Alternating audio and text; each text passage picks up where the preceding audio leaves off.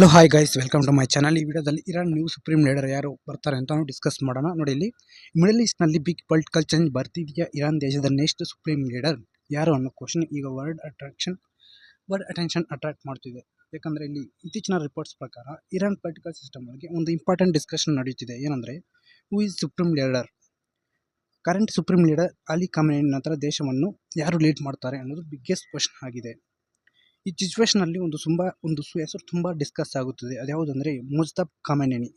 ಅವರು Ali Khamenei ಅವರ son ಮತ್ತು ಇರಾನ್ ಪೊಲಿಟಿಕಲ್ ಸಿಸ್ಟಮ್ ಒಳಗೆ ಸ್ಟ್ರಾಂಗ್ ಇನ್ಫ್ಲೂಯೆನ್ಸ್ ಹೊಂದಿರುವ ವ್ಯಕ್ತಿ.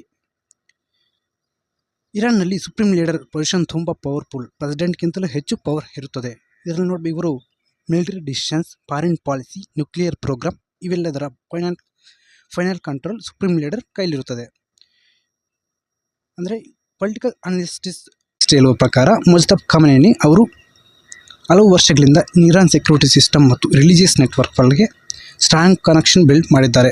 ಆದ್ದರಿಂದಲೇ ಅವರು ನೆಕ್ಸ್ಟ್ ಲೀಡರ್ ಆಗಬಹುದು ಎನ್ನುವ ಡೌಟ್ ಹೆಚ್ಚಾಗಿದೆ. ಆದರೆ ಇರಾನ್ನಲ್ಲಿ ಸುಪ್ರೀಂ ಲೀಡರ್ ಡೈರೆಕ್ಟ್ ಎಲೆಕ್ಷನ್ ಮೂಲಕ ಬರೋದಿಲ್ಲ.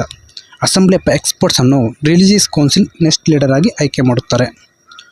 ಹೀಗಾಗಿ ಬಿಗ್ಗೆಸ್ಟ್ ಕ್ವಶನ್ ಏನಂದರೆ, Mojtaba Khamenei Iran next leader supreme leader ಆಗುತ್ತಾರಾ ಅಥವಾ completely new leader Middle East politics change ಮಾಡ್ತಾರಾ?